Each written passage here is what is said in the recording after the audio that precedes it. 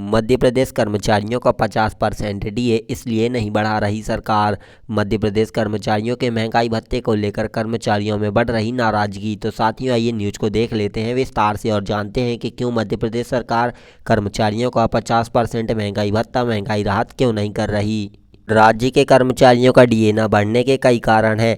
सबसे पहला तो वोटरों को खुश करने के लिए शुरू की गई योजनाओं के कारण सरकार की आर्थिक स्थिति खराब हो चुकी है।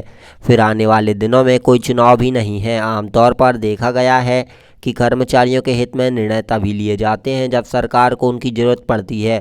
फिर यह भी डर सरकार को सता रहा है कि 4% डीए बढ़ाते ही डीए 50% हो जाएगा और छठवें वेतन आयोग की अनुशंसा के मुताबिक डीए 50% होते ही मूल वेतन में मिला दिया जाता है और इसके आगे की गणना फिर से यहाँ पर शून्य से शुरू हो जाती है। फिर डीए की अगली किस्त में कर्मचारियों को ज़्यादा हंगामा करेंगे और बोलेंगे कि हमें यहाँ पर फिर से हमारा 4% डीए बढ़ाया जाए।